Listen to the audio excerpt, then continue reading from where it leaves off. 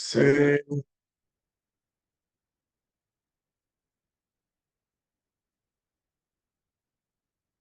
c'est un mamar que le rabbi a prononcé en Tafshilamatret en 77. Ce mamar, le rabbi l'a prononcé, on sait qu'en Tafshilamatret, le rabbi a fait Aleinu un infarctus, et c'est un mamar que le rabbi a prononcé de son bureau. Et ensuite, il a été Mouga, et c'est-à-dire il a été retranscrit, si on peut dire, avec annoté peut-être aussi. Voilà. Il a été annoté donc par le rabbi et distribué dans dans Tafshin Gimel, si je me trompe pas. Quand ça m'a Mouga, c'est en général les Mahamarim de Parchat Noach. Euh, Grande partie d'entre eux ont le même Dibur Matril sur Shirachirim. Il parle de tous les soucis de la Parnassa, étant donné que Shabbat Noach, c'est le premier Shabbat après Bereshit, donc on reprend la vie active, et un juif peut se poser beaucoup de questions. Et Kamouvan, le rabbi va donner ici des conseils comment ne plus avoir ces questions et au contraire vivre avec des réponses et des réponses de Parnassa abondantes, etc. Il y a un autre mimer que le rabbi a prononcé extrêmement long, où le rabbi a énormément pleuré pendant tout le Mahamar, où là-bas le rabbi parle pourquoi Dieu parfois il montre un visage au peuple juif difficile. C'est un Mahamar qu'ils ont diffusé le fameux 7 octobre il y a 2 ans. Ils ont diffusé, où là-bas Mahamar retranscrit une plainte que le rabbi a fait à Dieu pour dire mais comment ça peut, les choses peuvent se passer comme ça. Bon, ça c'était une toute petite introduction. Donc basé sur un Shirachirim, Shlomo Ameler. Maïm Rabim Noyor de Lechavot et Avonot Ishtifu, des eaux nombreuses, donc tumultueuses, ne peuvent pas éteindre l'amour et les fleuves ne peuvent pas le noyer. Il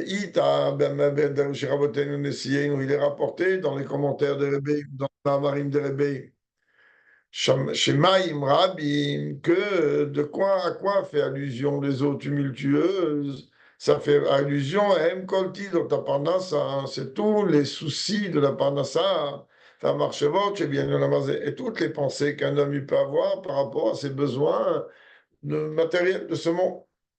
Et pourtant, étant bien qu'en vérité elles soient nombreuses, malheureusement, Shlomo mais arrivé à nous dire, malgré tous ces soucis, malgré toutes c'est ce qu'on dit dans le courant de la rue, ces prises de tête qu'on a de tous les ignanimes de la vie, du quotidien, Im kol c'est le Chavot de Tava, hein, malgré cela, tous ces soucis-là, etc., donc ces eaux tumultueuses de ces fleuves, ils ne peuvent pas éteindre l'amour, que chaque juif, il a en lui un amour qui est donné en fait en héritage par Abraham, Yitzhak et Yaakov, mais surtout par Abraham. Quand on est en train de parler des fleuves, qu'on est en train de dire que les fleuves, eux, ils ne peuvent pas noyer cet amour.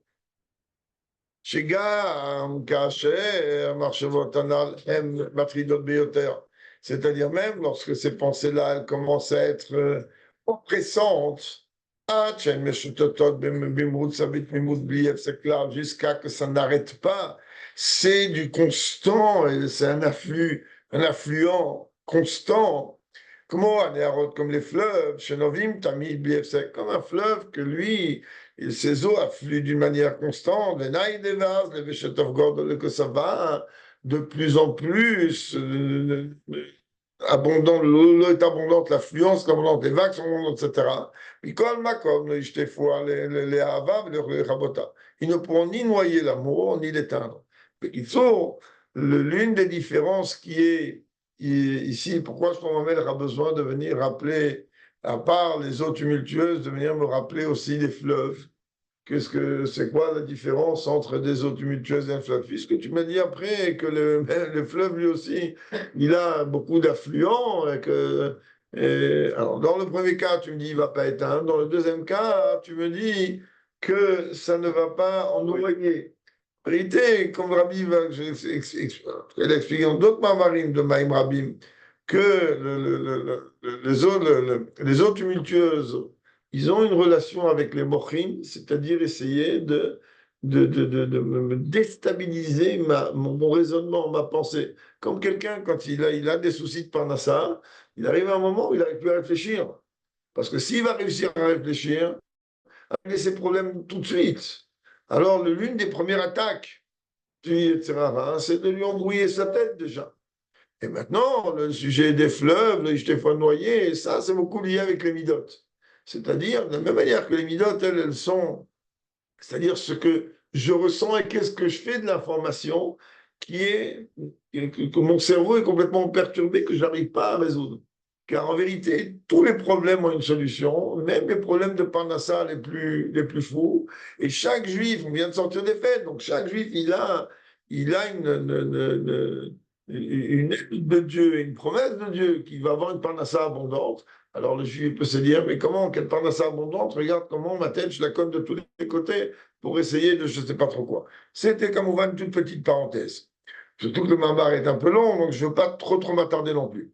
Oubi, on dit qu'à la chantier de la Parnassa, et quelle est la précision de langage lorsqu'on parle des soucis de Parnassa? Inecti, voilà qu'il est écrit, Yegia Kapera Kitocher. David Amelech, dans Télim, c'est à la fatigue de la paume de tes mains que tu mangeras. Il y a doigt du passé, c'est connu. Qu'il y a Kapera Dav, Kavaleu et Getamor Valev.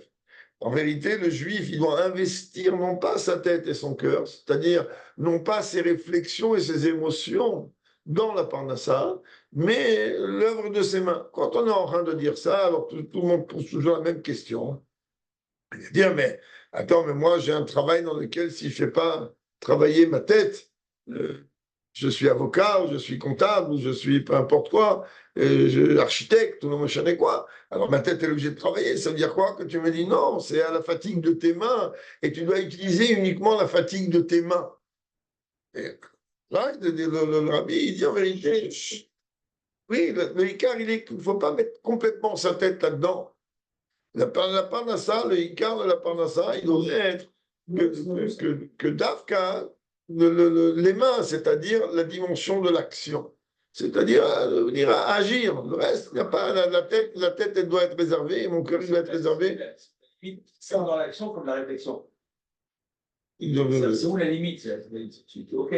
C'est quoi la limite? C'est juste fais le kéli et laisse les choses aller? Non. Oui, c'est fait qu'il y ait les choses aller. Même pour faire le kéli, alors tu réfléchis comment faire le Kéli, et à partir du moment où tu fais le Kéli, tu laisses Dieu. Le Kouda, elle est que nous tous, je n'ai pas dit vous, nous tous, bien que moi, je ne sais pas réellement si Birlal, je peux entrer dans cette catégorie, car ma parnassa, entre guillemets, elle n'est pas la même que la vôtre. La mienne, elle me prend 18 heures, 19 heures, des fois 24 heures par jour.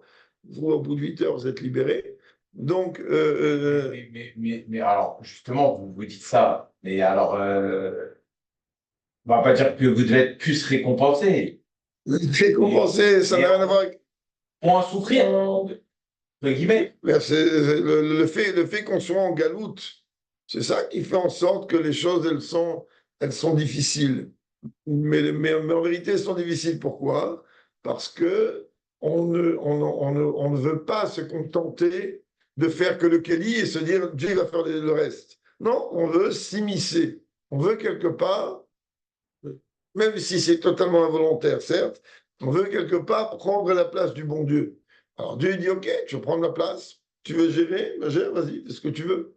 Mais nous, la nuit, Visualiser la frontière entre le fait de faire un kéli dans lequel parfois on est obligé de mettre sa tête parce qu'on n'a pas le choix pour que le kéli soit fait, et après, c'est là, qu'est-ce qu'il ne faut pas dépasser?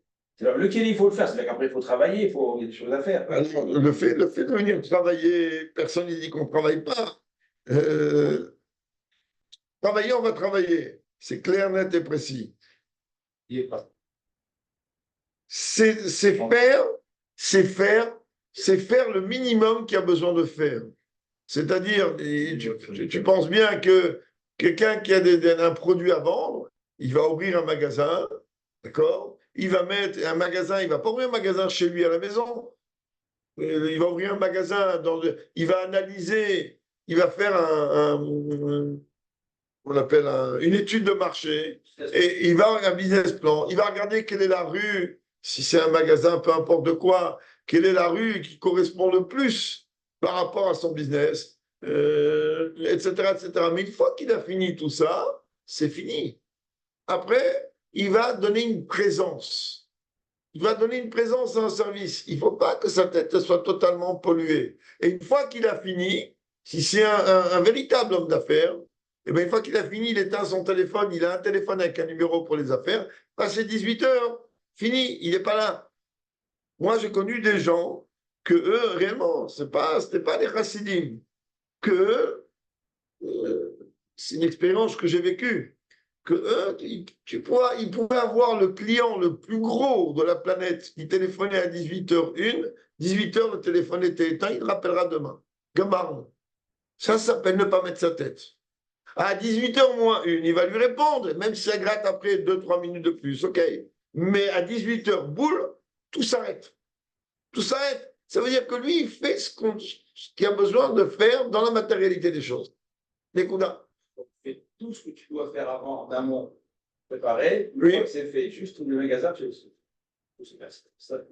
simplement. Tout simplement.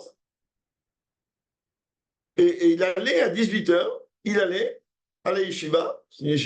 Son truc, son usine était à Épinay, donc il allait à la yeshiva d'Épinay-sur-Seine. Il étudiait 3 heures tôt, les soirs. Après, il rentrait chez lui. Et le lendemain matin, pareil, il se levait le matin, il filait en mignonne, après il allait travailler. Quand il travaillait, mais il mettait pas. C'était pas un investissement intellectuel total et constant. Maintenant, ça dépend encore une fois, même quand tu as un métier où tu as besoin de mettre beaucoup plus ta tête que tes mains, malgré tout, tu ne mets pas plus qu'il n'en faut.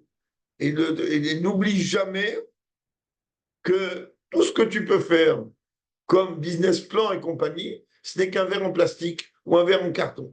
Il n'y a que la bracha de Dieu qui va le remplir, ce business plan. OK? Il n'y a que la bracha de Dieu. Ouais, il n'envoie pas à tout le monde. Pourquoi il n'envoie pas à tout le monde? Parce que d'abord, il envoie à tout le monde. Pour rectifier et ajuster ce que tu dis, pas tout le monde va chercher à la bonne adresse qu'on lui demande d'aller de ce qu'on lui promet à Rosh Hashanah. C'est un mot du Tzemar Tzedek dans Sefer Alikutim, dans la lettre P, dans Parnassa, comme j'ai raconté plusieurs fois, que c'est la première chose que j'ai étudiée quand j'ai acheté cette série de livres qui m'avait coûté à l'époque une fortune. Et où là-bas, le Tzemar Tzedek qui dit que c'est pas logique. Quelqu'un à Rosh Hashanah, il est sincère devant Dieu. À Kippour, il est encore plus sincère.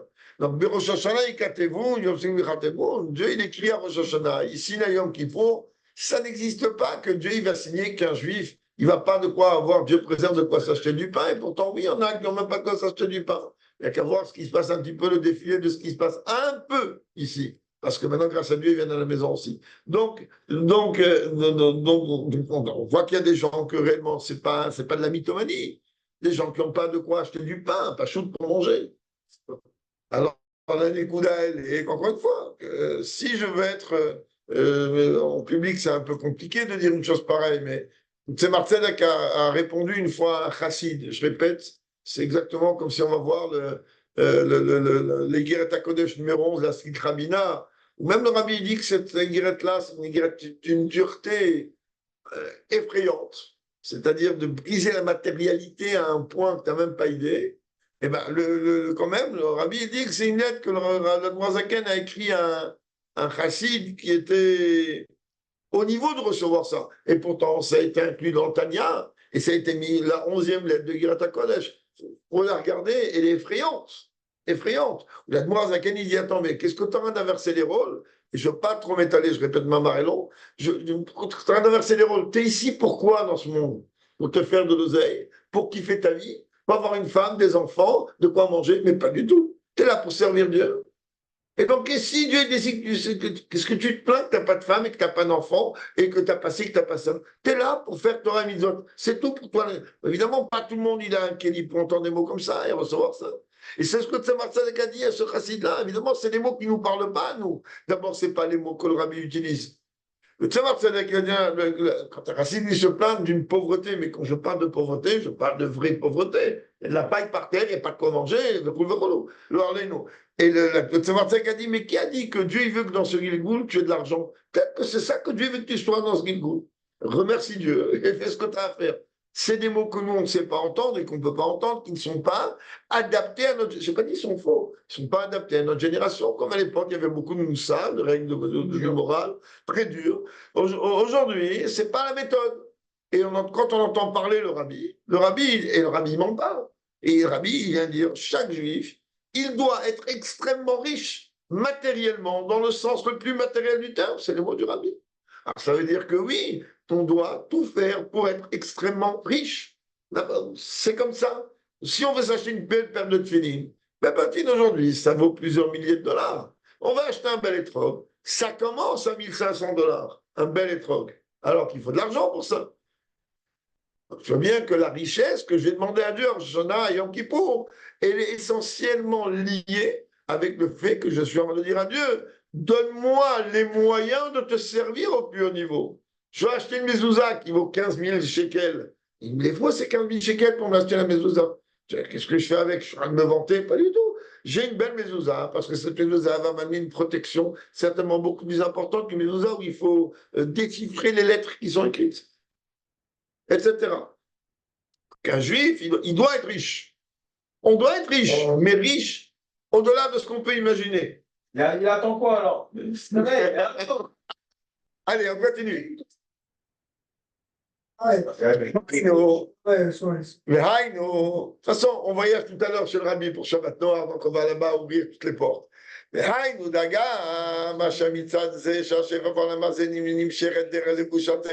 C'est-à-dire que bien qu'en vérité, Dieu, qu'est-ce qu'il fait? Que ce flux-là, dans ce monde, Dieu, il le fait passer à travers les lois de la nature. Les lois de la nature, malgré tout.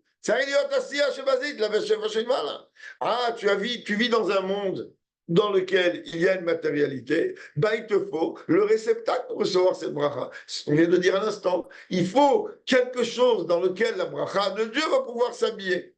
Moi, je suis qu'à t'ouvrir le cœur, comme il est rapporté clairement. Dieu, il va te bénir dans quoi? Dans tout ce que tu vas entreprendre. Et pourquoi Dieu nous dit ça? Parce que malheureusement aujourd'hui, il n'existe pratiquement pas des gens qui ont une confiance tellement grande à Dieu, qui restent tranquillement chez eux et que les milliards, ils leur tombent dessus. Aujourd'hui, ça n'existe pas. Aujourd'hui, les seuls à qui...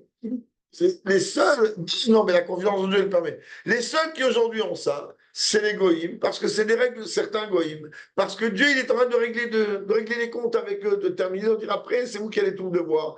Prenez, amusez-vous avec les puits de pétrole, amusez-vous avec les lingots d'or, amusez-vous avec ce que vous voulez. Trompez-vous autant que vous voulez, parce que la Géoula elle va arriver, vous allez verser des larmes, dire mais nous on veut être juif, mais c'est trop tard, t'as pas de juif. Maintenant tu sais ce que tu dois faire, tu vas les servir le juif. Donc aujourd'hui, tu veux ça, de la même manière, les 2448 ans, même un petit peu avant, jusqu'à Abraham Avinu, comme 1948, Abraham, il est arrivé. Quand Abraham est arrivé, le monde, jusqu'à Abraham Avinu, les gens y vivaient 300, 400, 500, 600, Vakara. Ils vivaient parce que le monde vivait qu'avec le chesed de Dieu. C'est ça qu'ils avaient des fortunés qui vivaient énormément. Après, Dieu dit maintenant, il y a une Torah, maintenant il y a des règles. Maintenant, on va serrer les inanimes.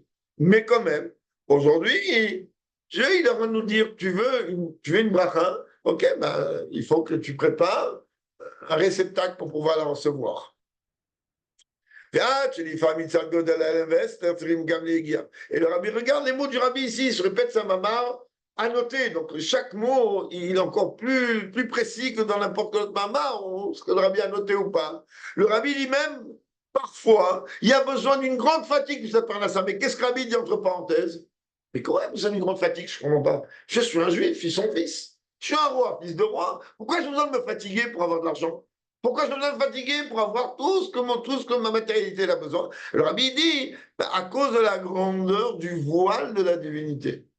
On vit en galoute. Et comme on vit en galoute, parfois, il y en a qui ont besoin de se taper beaucoup plus que d'autres pour ramener ce qu'ils ramènent. Comme malgré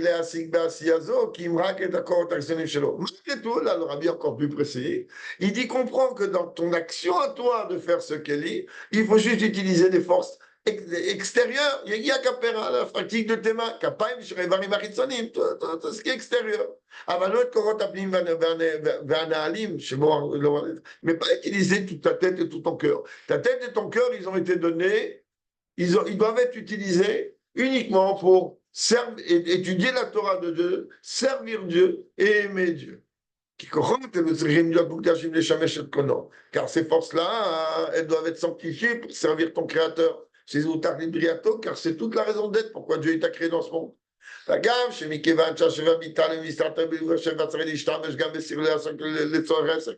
même par le fait qu'aujourd'hui, l'abondance, elle est cachée, elle est voilée dans les vêtements de la nature. Et pour cela, il y a besoin de faire travailler sa tête. Je suis avocat, j'ai travaillé ma tête. Je suis comptable, je suis architecte, je sais quoi. Malgré tout, le fait que tu ne dois pas mettre plus que ce qu'il y a besoin pour arriver à ce que tu as besoin. Tu n'as pas à faire des excès de zèle dans ton travail. Qu'est-ce qu'il y a besoin de faire? Commence pas à te fatiguer plus qu'il en faut, commence pas à chercher encore des combines. Ça sert à rien. Ce que tu dois gagner, tu le gagneras et tu ne gagneras pas un centime de plus. Donc ça sert à rien. Et quand je dis tu ne gagneras pas un centime de plus, je répète, c'est des milliards et des milliards et des milliards et des milliards et des milliards d'une monnaie que je ne pourrais même pas définir, que Dieu il donne à chacun.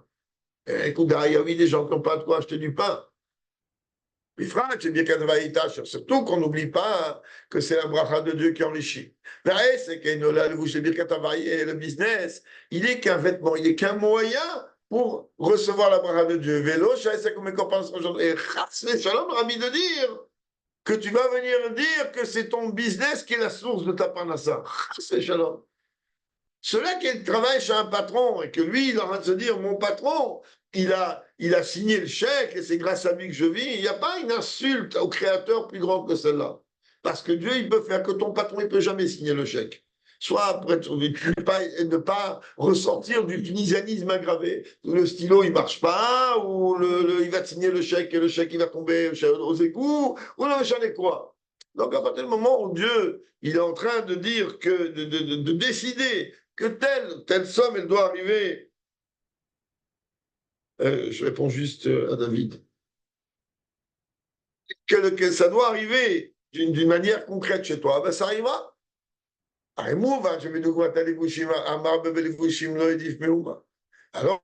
toi, tu vas me dire, ah, puisque la bracha de Dieu, elle dépend des vêtements, donc des ustensiles pour pouvoir recevoir ça, ben je vais les multiplier. Il dit, mais non, quelqu'un que lui va mettre beaucoup de vêtements sur lui, mais tu crois il pourra pas avancer. Mets un pantalon trop long. Là, je prends un pantalon, mais je vais mettre plus de tissu pour avoir plus de poches. Ça, je pourrais mettre plus d'oseille. Ben, tu vas te casser la figure, tu ne vas pas avancer. Mais un truc trop court, tu ne vas pas pouvoir faire des mouvements. Alors, ça qui dit, et c'est ça la précision de langage qui dit les tirdotes, les perturbations de la parnassa. Même s'il est dans une situation tellement basse qu'il a des soucis de parnassa, ça le perturbe tellement. Chez Zemaré, Acharenomit Bonen, Kinbaer, Libodenav, chez Birkadavaita, le rabbi dit, tu sais pourquoi tu as des problèmes de parnassa? Tu sais pourquoi tu as des problèmes de parnassa?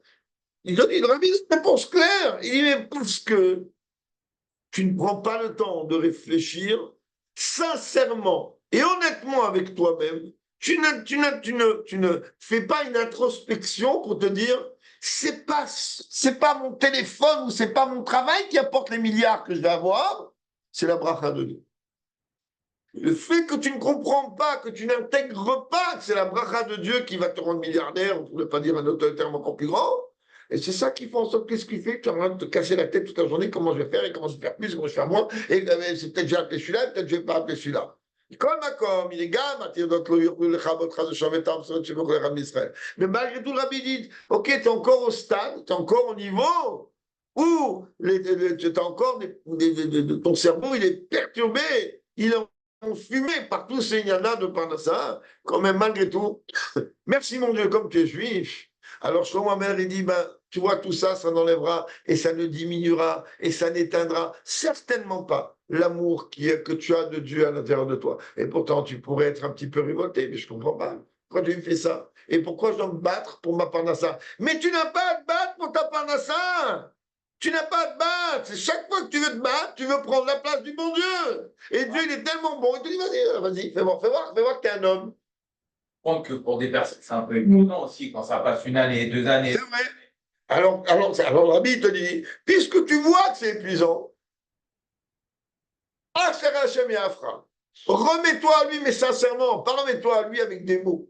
Pas remets-toi à lui à 3 secondes. Remets-toi totalement. Moi, j'ai fait ce qu'il y a à faire. J'ai ouvert un business. J'ai des employés. Je respecte mes heures de travail. C'est pas que j'ouvre un business et que je suis au café en taper le carton. Pas que je ne personne ici, mais c'est une manière un peu grossière de parler. J'assume mon travail. J'assume mon travail. Quand j'étudie. Il n'y a rien, il n'y a pas de business. Quand je suis au business, je suis au business. Il n'y a rien, même pas une étude, je n'ai même pas étudié. Je suis occupé maintenant, je suis au business. Ça veut dire quoi, je suis au business, je suis occupé? Ça veut dire que le business, il devient Avodat Hashem. Le business, il devient en vérité ma manière de servir Dieu. Pendant ces heures-là. Et il n'y a aucune différence, Mamash Michael, il n'y a aucune différence. Non, mais il y a audio aussi. C'est comment ceux qui font rien, ils y arrivent plus. Toi, tu es en train de regarder encore une fois un épisode sur une série qui a 90 milliards je sais pas quoi. Tu as regardé un épisode sur 90 milliards de saisons, ils appellent ça maintenant, soit les saisons, de saisons. Regarde ce qu'il y a avant, regarde ce qu'il y a après. Toi, tu regardes ce qu'il y a aujourd'hui. Est-ce que tu en sais, toi, pourquoi celui-là, aujourd'hui, il a ça, et l'autre, pourquoi il n'a pas ça? Et toi, ni moi, on sait. Mais nous, on sait une chose. Non, c'est pas ça que je vous dis. C'est-à-dire que, un exemple, lui, il n'a rien fait et quand je vous dis il n'a rien fait, il a mis ses teufs le matin, mais il n'a pas fait un cours, il n'a pas fait ce qu'il avait fait. Et lui qui a tout fait. Alors encore une fois, peut-être que celui-là qui n'a rien fait, d'accord, il a peut-être fait mieux que moi cette notion de confiance totale en Dieu. Que moi, j'ai peut-être moins, ou peut-être que moi, chez moi, elle est un peu plus théorique, que je ne la vis pas. Si je la vis vraiment, je n'ai pas à me soucier. Et la Nékouda, elle est qu'on le voit réellement dans la vie. Quelquefois, parfois, tu vois bien qu'on n'a rien fait de particulier, et puis tombe au Hachem, il y a une affaire qui arrive et qui se débloque, on ne sait même pas d'où elle s'est débloquée, et qu'elle vient résoudre en vérité pas seulement les problèmes, mais pas là seulement pour combler un manque, mais on voit que grâce à Dieu, oui, ça permet d'une ouverture. Il y a des gens, et tu le sais mieux que moi, tu es dans le monde du business, qu'il y a des gens en vérité, du jour au lendemain, ils sont passés de zéro à des milliards. Et c'est réel. C'est réel. Donc à partir de là, il y a oui une possibilité dans ce monde matériel d'avoir une chose comme ça. Et en raison de plus quand on est un juif. Et quand on est un juif croyant, et qu'on sait que tout vient de Dieu et pas de mon intelligence et de mon business ou de ceci ou de cela, et que le business c'est juste ce verre en plastique, ce clip pour recevoir, alors oui, on peut tout recevoir. Et donc, puisqu'on peut, on doit. On doit tout recevoir. Mais se dire, comprends, quand je suis au travail, il n'y a rien. Je suis au travail et je vais faire en sorte que ce travail, il va être le plus productif possible, sachant que ce n'est ni ma réflexion, ni mes engagements, ni quoi que ce soit vis-à-vis du travail qui va me donner la bracha. La bracha vient de lui. Et puisque, en plus de cela, merci mon Dieu, je vais mettre une je fais ci, je fais ça, j'accomplis ce que Dieu attend. Alors c'est sûr et certain que la bracha, elle va être avec l'aide de Dieu grandiose et merveilleuse. Ouais. והנה, voici שהחידוש בזה, אני באמצע השיעור בזה, שם בשמיים רבים לך ונתיו, que les autres tumultueuses ne vont pas pouvoir éteindre cet amour. Yadoua, que c'est connu des Shor et Shamaim Rabim. D'où ça émane? Quelle est la source de ces eaux tumultueuses? Elle provoque chez moi des soucis de Parnassa, c'est-à-dire elle émane d'où? Du monde de Tau. C'est quoi ce monde de Tau? On a déjà expliqué très très vaguement et très rapidement Shabbat Bereshit, parce que comme on peut rester des siècles sur Bereshit, que quand est-ce qu'il est écrit qu'il y a eu le Tohu Bohu, ce qu'on appelle le Tohu Bohu, en dessus le sous, on est appelez ça comme vous voulez, Ve'aretz Aïta Tohu Bohu. La Torah me dit que la terre, elle était en dessus le sous dans une traduction basique française.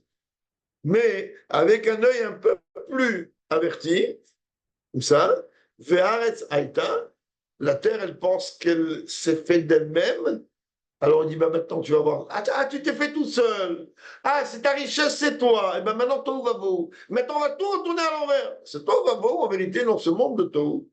Là-bas, hein, il y avait, je ne sais pas si on parlait ça ou pas ici, non, mais j'en ai. En tout cas, dans le monde de Tohu, il y avait un dévoilement des styrotes, elles sont aussi là-bas, mais d'une manière complètement différente que dans les autres mondes. Mais là-bas, le Nekuda est qu'il y avait un dévoilement de Dieu extrêmement intense, mais les réceptacles, ils étaient petits et il est impossible. C'est comme si tu vas prendre maintenant de l'eau bouillante et tu vas la mettre dans un verre en plastique. Un, tu as un tonneau à mettre, ça sert à rien. De deux, il va prendre, il va casser, il va briser. Alors, il dit que tous les soucis de Panassa, ils émanent de ce monde Tohu, c'est-à-dire du monde dans lequel on a l'impression que plus on va se battre et plus on va réussir. Pas du tout. Bien que Tohu, oui, je peux éteindre, j'ai mis ça juste pour. Bien que Tohu, en vérité, il est celui qui a permis ensuite la Nekuda de Tikkun, c'est-à-dire le monde dans lequel nous on se trouve. C'est pour ça hein, que les eaux elles sont appelées comment nombreuses. Et on sait très bien que ces nombreux, c'est dans le nerf de Tohu. Gamitsa, Mekora, même d'après leur sens. וזהו הרבות הבזה, ששמיים רבים, רבות d'Ava, et la supériorité qu'il y a ici, l'avantage qu'il y a ici, c'est que malgré le fait que ces eaux-là soient tumultueuses et qu'elles soient donc nombreuses, abondantes, tout ce qu'on veut, elles ne peuvent pas éteindre l'amour et les fleuves ne peuvent pas noyer. D'accord, sur le Shamaim Rabim Ve'aneaot, même, c'est en vérité toutes ces embrouilles-là, elles émanent du monde de tout qui a précédé celui de Tikkun. Le Tikkun, que lui, il est Shoresh Nefesh Elokit, qu'il est la source des âmes juives. Mikol Makor, Chavot Chaz Sholem et Tavash Nefesh Elokit. Alors tu vas dire, mais quoi, puisque Tikkun, puisque Tohu, c'est plus important que Tikkun, puisqu'il l'a précédé. Alors, il a une force beaucoup plus grande. Alors, oui, il peut venir éteindre. Il dit non, il ne peut pas venir éteindre. C'est exactement comme ils savent que lui, il vient de Tohu et Yaakov qui vient de Tikkun. OK, à la fin, on a bien vu comment c'est Yaakov qui a surmonté tout ça.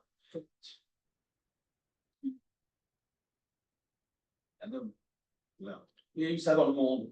Mais un homme, il est appelé un petit monde.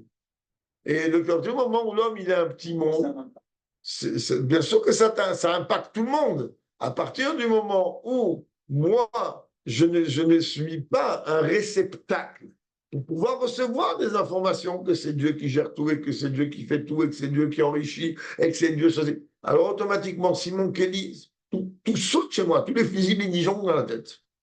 Et je vais essayer de faire quoi? C'est exactement comme quelqu'un que Dieu préserve, il est sur le point de se noyer. Qu'est-ce qu'il fait? Il tapote de tous les côtés, mais il fait n'importe quoi, il fait du surplace, c'est comme ça qu'il se noie. Alors que si il se laisse flotter, alors il se laisse aller, se laisse avancer, se laisse évoluer, alors automatiquement il ne va pas couler, il ne va pas se noyer. Tu redonnes ta part à ça? C'est uniquement parce qu'il y a eu la source, elle vient de là-bas. Pourquoi il a besoin d'avoir ça? Avant le monde de Tohu, avant le Tohu, il y avait ce qu'on appelle le Tohu Yativ, mais la Chazon n'en parle presque pas, la Kabbalah en parle. Il y avait un Tohu Yativ. C'est quoi la différence en un mot, pas une notion de Kabbalah comme si je suis en train de parler de je sais pas quoi, en un mot entre le Tohu qu'on connaît et le Tohu Yativ, c'est que dans le Tohu Yativ, il y avait un dévoilement de Dieu énorme, mais des kelim qui étaient capables de le recevoir. Après, tu vas poser la question, mais comment c'est possible que quand on arrive dans le monde de Tohu, les kelim, ils ont explosé, alors qu'on a quelque part la même définition de le monde d'Atsilut. Mais ça, je ne veux pas déranger les gens du Zoom, c'est un show de résultat à part entière que Mamash, il va falloir vraiment s'y mettre. Vraiment s'y mettre. Non, mais vraiment, vraiment, vraiment. Cette notion-là, il faut que ça rentre dans la vie d'un homme. Source en haut. Source en haut. Il n'y a rien d'en bas qui n'a pas de source en haut. Tout vient d'en haut. Alors, chez les gens, c'est un vrai tohu-bohu. Il y a des gens qui ne. Et c'est quoi tohu-bohu? C'est quoi tovavo? Inachinami. Le Keli. Un manque de bitoul. Et ils ne font pas le Keli. Le Keli, il n'est pas. C'est le seul Keli qu'il y a, c'est moi, je. Toi, tu. Puis on va rigoler. Ouais, le Kelly, c'est un bitoul. Mais ça, je dis. Moi, je. Faut pas. Laisse-toi guider. Laisse-toi guider. Et à partir du moment, dans toute la vie, dans tous les domaines de la vie, laisse-toi guider. Fais ce que tu as à faire. Accomplis ce que Dieu attend de toi, et lui, il te donnera ce que tu attends de lui. Comme l'Antareb, il a répondu à un Chazid, il a dit, t'arrêtes pas de venir me demander les brachot, ce que toi t'attends de Dieu, mais ce que tu réfléchis, ce que toi, tu fais ce que Dieu il attend de toi. Pas des chassidim, pas des gens comme nous, on est, enfin, je suis un Chabad Nochi. On parle de gens qui sont à très haut niveau. Les chameaux, parce que finalement, ces histoires-là, elles vont elles viennent impacter les fèches. Mais elles viennent dans les faits parce qu'elles ont la fabrication des Neshamot. Une Neshama, c'est une fabrication. Elle a été fabriquée dans le monde de Bria. Et le monde de Bria, il fait partie du monde de Tikkun. Elles ont commencé à prendre certaines formes dans le monde d'Atsilut. Mais avant, c'est encore une autre chose. Le mot Neshama, il ne faut pas confondre la source de la Neshama et la Neshama. Comme dans chaque chose de il ne faut pas confondre la source des choses et la chose. La source des Midot, est infiniment plus haute que les Mochim. C'est ça qui peut descendre aussi bas. Bon, je ne vais pas maintenant faire un show de Chassidut, mais d'une manière concrète, c'est des choses élémentaires, un marche élémentaire. Et donc, Nicole Macor, malgré le fait que c'est une anima de Tovavo, donc toutes ces dirnotes-là, elles sont là et qu'elles viennent quelque part perturber, Nicole Macor, ils n'arrivent pas, merci mon Dieu, à éteindre l'amour qu'une âme divine est là pour Dieu. Pour quelle raison? Comment c'est possible? Tu as rien à me dire, c'est au va dans le Parnassa, tu me dis, ça ne va pas éteindre l'amour que j'ai pour Dieu. Mais si constamment, je n'arrête pas, comme il vient de dire Michael, de prendre une tarte, et encore une tarte, et encore une tarte, encore une tarte, mais à la fin, je dis, vas-y, bien, je suis un être humain, Basarani. Ça va d'Amani. Ça, parce qu'on. C'est cette réflexion la semaine dernière. Donc c'est-à-dire la réponse, je l'ai donnée, mais. Rabbi va te donner une réponse ici. C'est comme on l'a vu plus haut. Tu sais pourquoi le Rabbi il dit rien il peut refroidir une Neshama, rien il peut enlever tout l'enthousiasme qu'une Neshama est là, parce que tu sais ce qu'elle est, une âme, elle est un feu dévorant, un feu qui constamment veut monter vers sa source.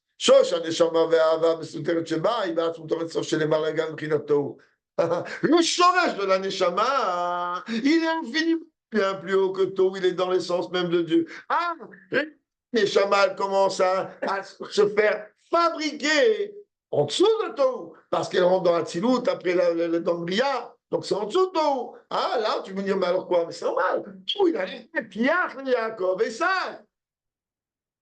Il y a et ça avant moi.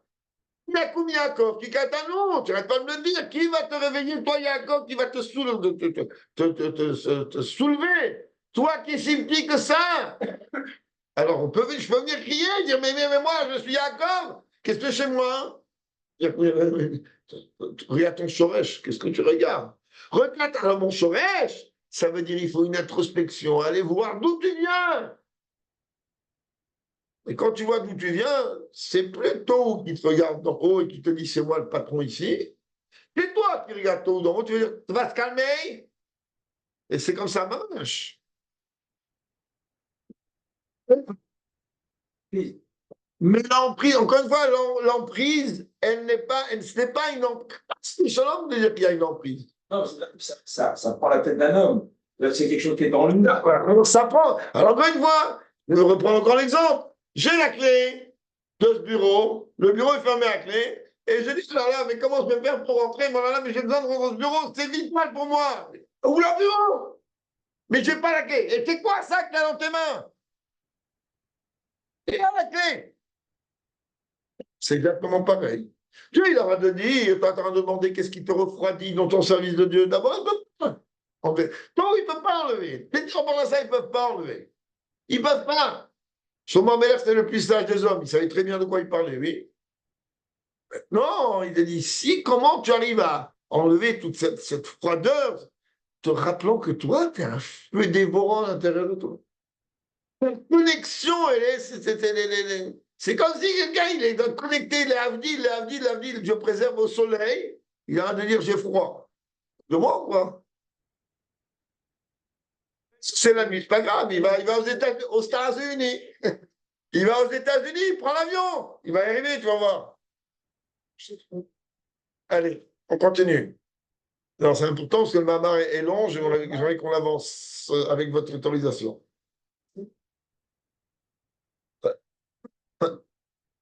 ששומרי שהאהבה שבין נפש האלוקי היא מבחינת שלוות י"ג כמו שהקשורה וגנוזה בגחלת ובגחלת ומה יותר. Car la source de l'amour de l'âme divine, elle est comme une braise qui s'enflamme et qu'elle est en vérité tachée avec tout simplement Dieu lui-même et même plus haut que ça. C'est les niveaux les plus hauts de Dieu et voir Dieu lui-même. כמו שהוא בבחינת צור. Waouh! Alors, il dit en vérité, de quelle manière? Tu vas me dire, mais attends, mais tu me parles d'un feu? Ah ouais, je me rappelle ça. Bon. Et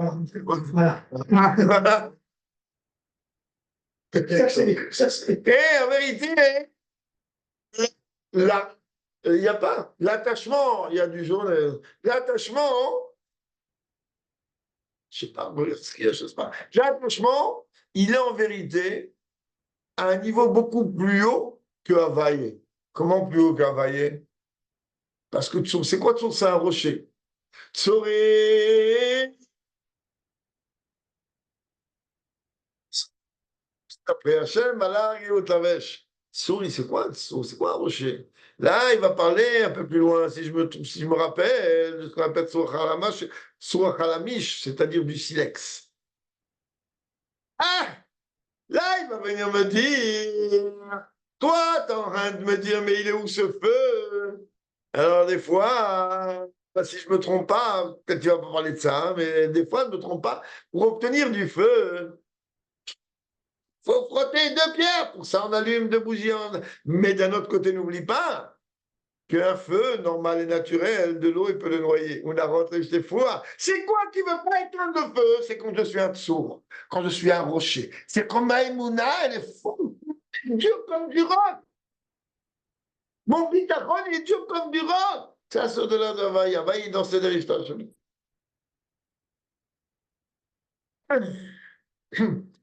Et nos hommes, il va, et dans ce cas-là, si je suis mon attachement, mon confiance, je ressens à Dieu, il est en vérité comme un rocher, et à ce moment-là, nos hommes, il va vivre dans Maïm Rabim. Pas seulement que toutes les eaux tumultueuses, pas seulement tous les soucis de ce monde, ils peuvent. Dieu préserve étant de l'amour que la Neshama a pour Dieu, et là, il termine plus que ça.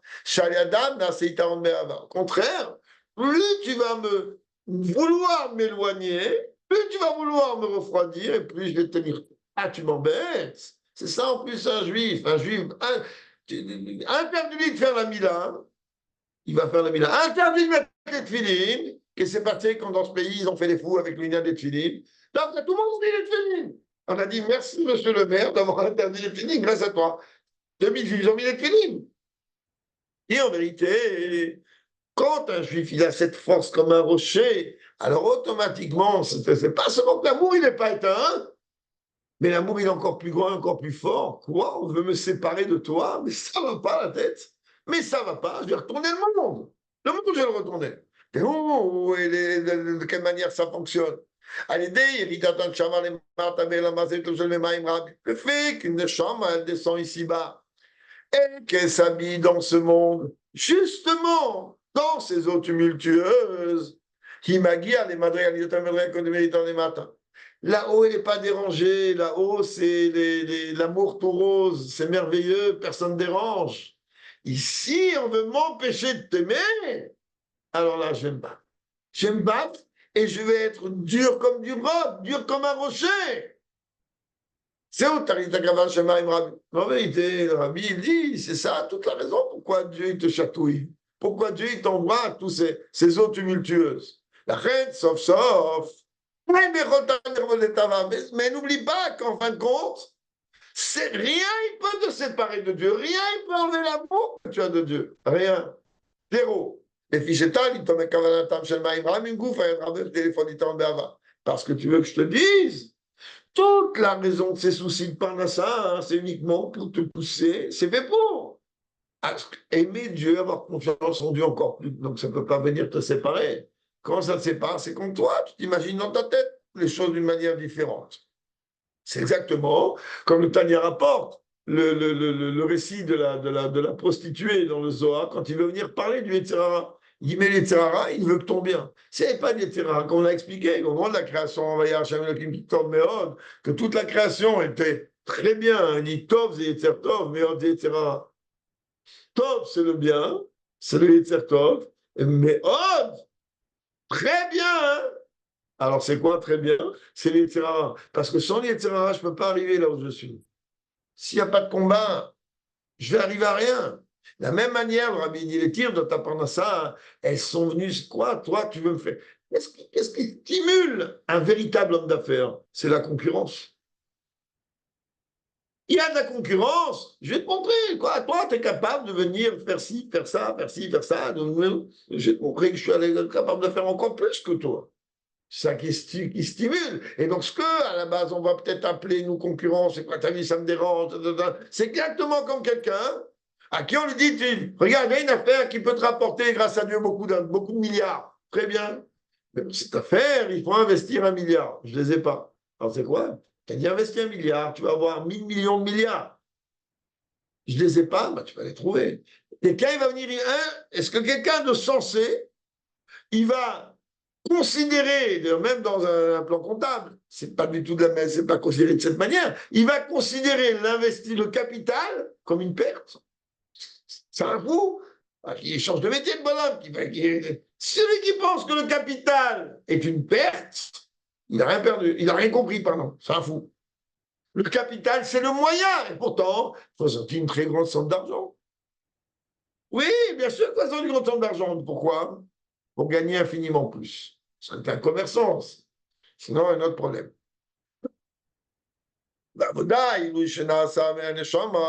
Et dans le service de Dieu, la suprématie, l'élévation qui se fait dans l'âme, et le fait qu'elle descend ici-bas, et le fait qu'elle se trouve confrontée à ces eaux tumultueuses en âme. Oui, c'est ça qui va provoquer chez le juif cette dimension de tchouva, qui a doigt comme c'est connu. Que les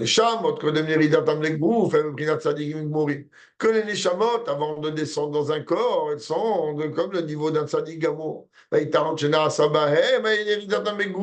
la supériorité qui se fait en elle, qui se produit en elle lorsqu'elle descend dans un corps, ou c'est qu'elle va arriver à un niveau plus haut que les tzadikim. Ça, c'est Baal Tshuva. Comme la Gemara elle dit que là où le Baal Tshuva se tient, c'est moi dans ma au début, là elle se tient Alors même les tzadikim mourim ne peuvent pas tenir. Mais t'as raison, Shen Yecholim la Modbo. Ils ne peuvent pas se tenir dans un endroit où il y a un Baal Tshuva. Ils n'ont même pas la capacité de pouvoir se tenir là-bas. C'est la raison pour laquelle chez Yad, on est chambre les maths, quand le chambre descend ici-bas. Qu'il y a un tchouva, le sujet de la tchouva, gam chez nous à la vérode d'Afka. Vraiment, à l'erreur que tout le monde a, que par certains, en tout cas, ils ont, de penser que lorsqu'on parle de tchouva, c'est d'Afka d'Averot. Pas du tout. Tchouva, c'est achouvé, c'est passer d'un niveau supérieur. Et donc, pour ça que Rabbi, il dit que la tchouva, c'est pas d'Afka, c'est d'Averot, qui marche à Vatane, Veshin Kor, Veshorcha. Mais faire rétablir la neshama, la remettre à sa source, comme Tachouvé, Retata Oreila, si on fait Tchouva, Tchouva Oreila, Shaya, Davka, Kacherinonim, Samim, Komamiti. Si on dit à quelqu'un, on va te rétablir dans l'endroit où tu étais, c'est-à-dire que l'endroit où tu es maintenant, c'est pas ton endroit à toi. C'est-à-dire que nous comprenons bien, une neshama, elle, c'est pas son endroit, elle, dans un corps. Alors pourquoi elle descend? Ça veut dire encore Kharataka, c'est lui qui décide quand elle descend, celui qui décide quand elle remonte. Ah, mais il dit non, mais si elle descend, c'est pour, justement, ben, c'est le capital à investir pour arriver à une dimension beaucoup plus haute. Mais quoi, les chansons comment? Et donc, automatiquement, tout le monde, il veut arriver à sa source. Comme c'est marqué que l'âme, elle va réintégrer la source d'où elle a été tirée.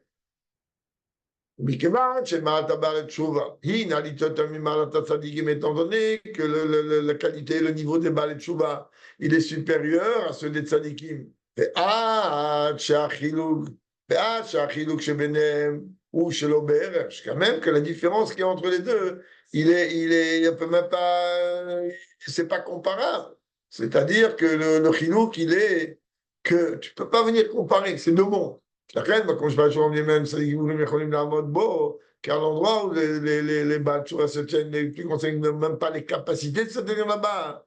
La reine, à l'idée, c'est comme si tu vas me dire le club de milliardaires. Le club de milliardaires, c'est le Val de Chouva. Tu vas voir un millionnaire, il arrive, il dit oh, je suis millionnaire. Il dit très bien, mais toi, tu ne tu vas même pas franchir la porte de l'entrée en bas. On va pas t'essayer si c'est comme pour les milliardaires. La reine, et des Inyan Chouva, je me traduis dans le champ-vérit dans le matin.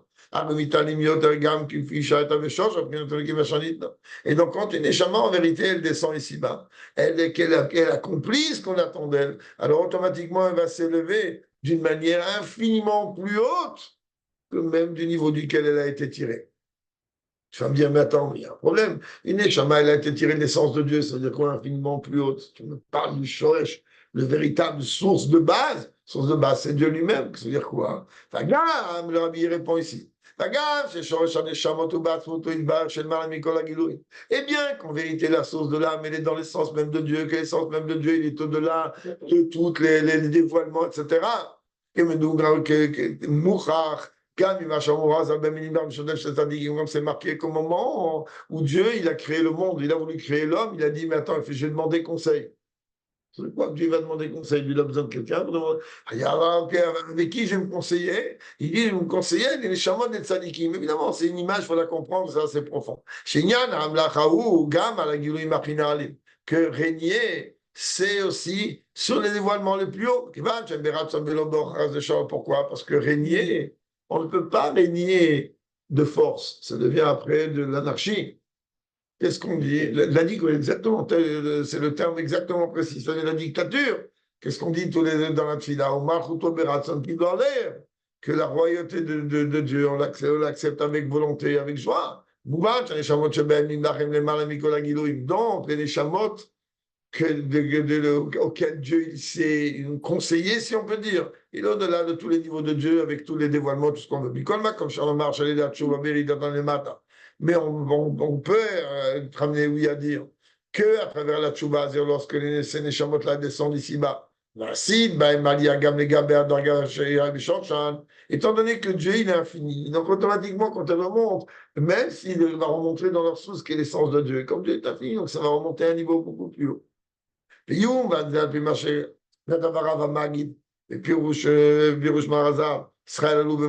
que le Magid de Mezrich, il a écrit concernant ce qu'il est rapporté au nom des maîtres, que le peuple juif, ils sont montés dans la marche, ils sont passés dans l'esprit de Dieu. C'est exactement comme un homme qui a un fils Les gars, que chez Aben Avar Mikeneged pendant vers l'armée, même quand le fils il a grandi, il est parti, il a voyagé ailleurs.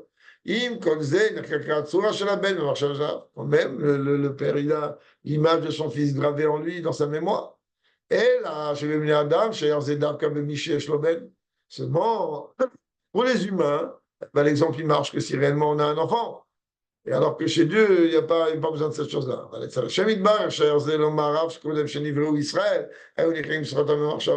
Mais pour Dieu, que lui, il est au-delà de tout, alors chez lui, on peut dire que avant même que les Neshamot soient créés, avant même qu'il y ait ces 600 000 de base, alors c'est gravé Kaviachol dans la marchava de Dieu. Mon Shamour Azal Israël Alou Marchava qui est Floyd Barer, Avavati Dechad.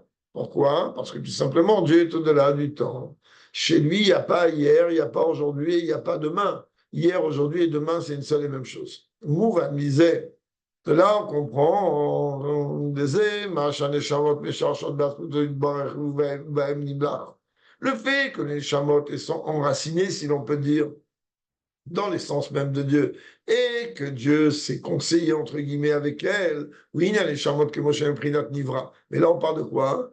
C'est déjà des neshamot qui sont déjà préfabriqués. C'est déjà, c'est déjà une forme de déconnexion, comme ce fils que lui, déjà, il a quitté la maison. Comment les matins quand elles vont descendre en bas.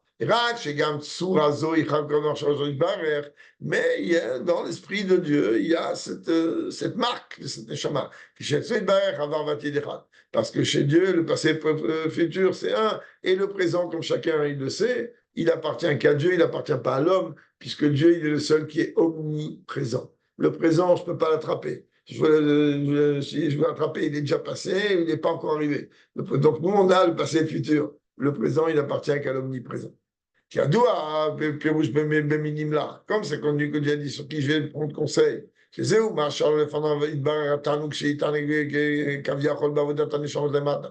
Quand on parle ici de conseil, ben, Dieu il a dit, moi j'ai envie de me faire un kiff. Alors à qui je vais demander? Je vais demander aux Neshamot des Tzadikim, comme moi on dit ça un petit peu en rigolant, mais on n'a pas, comme on a déjà répété maintes fois, la raison pourquoi Dieu a créé ce monde. Mais qui sont comme ça, c'est fait.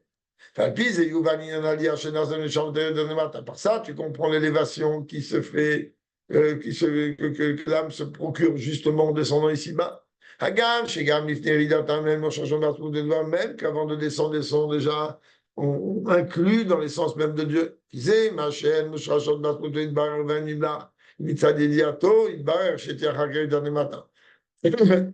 alors évidemment, nous, étant donné que, comme on vient de dire, chez nous, on ne peut pas être au fesses le présent. Chez Dieu, même que les Neshamot sont en lui, et chez lui, qu'il n'y a pas de différence temporelle. Donc chez lui, quand il est en train de dire, je vais, on conseille auprès des Neshamot, et c'est une de Sadikim, la vision, si l'on peut dire, de Dieu, c'est justement après qu'elle soit descendue, puisque chez Dieu, il n'y a pas de différence pendant, avant et après.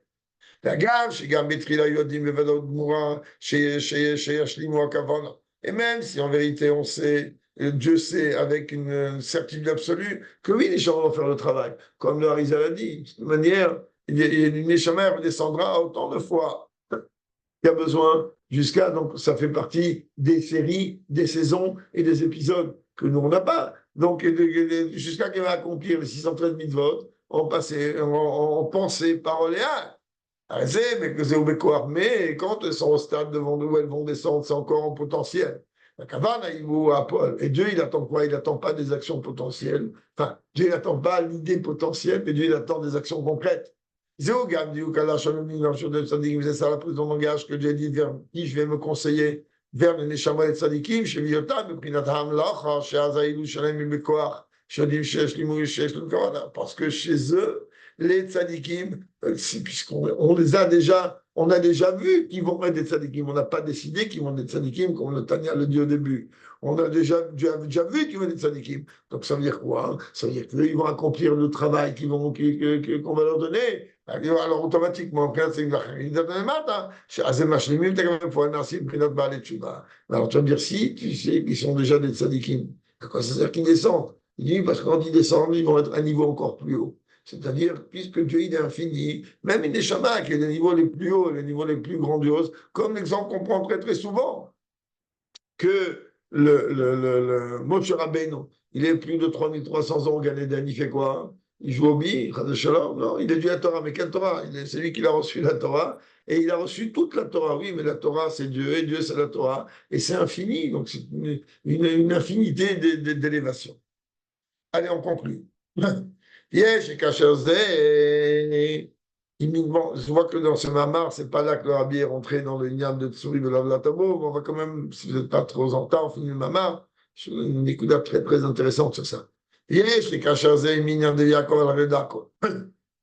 Bien qu'on a dit de Yaakov al-Redako à Motsai Simchat Torah. Et on l'a répété Motsai Shabbat Bereshit. Alors, rabbi, il dit encore Yaakov al-Redako à Motsai de Parashat Noah. Chacun, chez la Chodesh Tishri ou la Darko Gaminyaner, Parchout, on dit que après tout ce mois de Tishri merveilleux, où on a servi Dieu dans la crainte et dans l'amour, etc., maintenant, on doit se mettre au travail. Il faut aller maintenant récupérer toutes les bonnes choses que Dieu, dans un bien visible et tangible, que Dieu il a promis, et Dieu il s'est engagé pour cette année, surtout le peuple juif. Et dans ce cas-là, il ne faut pas avoir peur des eaux tumultueuses.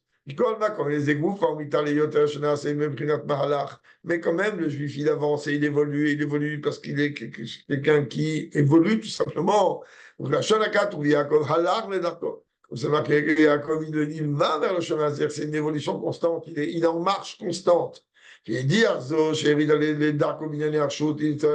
fait de savoir seulement que Dieu, il veut que nous on se confronte à tous les unanimes de la matérialité de ce monde pour justement réussir et pour justement fructifier.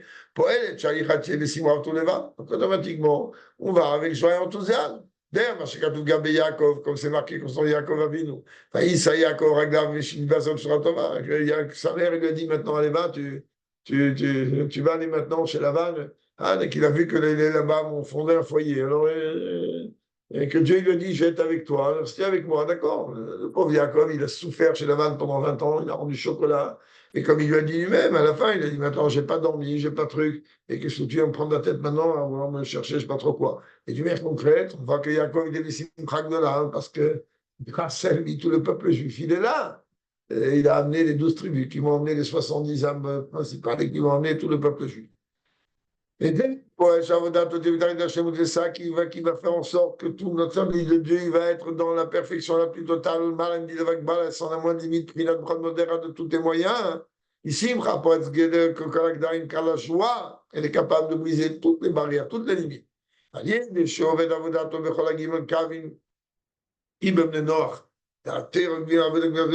il va servir Dieu avec les trois chemins, qui ont une relation avec les trois fils de Noach, c'est-à-dire la Torah, pas les trois fils, les chemins, la Torah, la Tchila et les bonnes actions. Mais tard, il va accomplir ça avec la perfection la plus totale, avec joie enthousiasme. Automatiquement, Dieu lui donnera les brachot dans tous ses besoins. Mais Guy, il y a dans les trois sujets d'avoir des enfants, la vie, une parnassa abondante, le Targash Lemut avec une perfection totale, le Simrav Levav avec joie et enthousiasme. Mais aussi bien spirituellement et matériellement, et matériellement et spirituellement, l'un inclut dans l'autre et l'autre dans l'un. Ça va,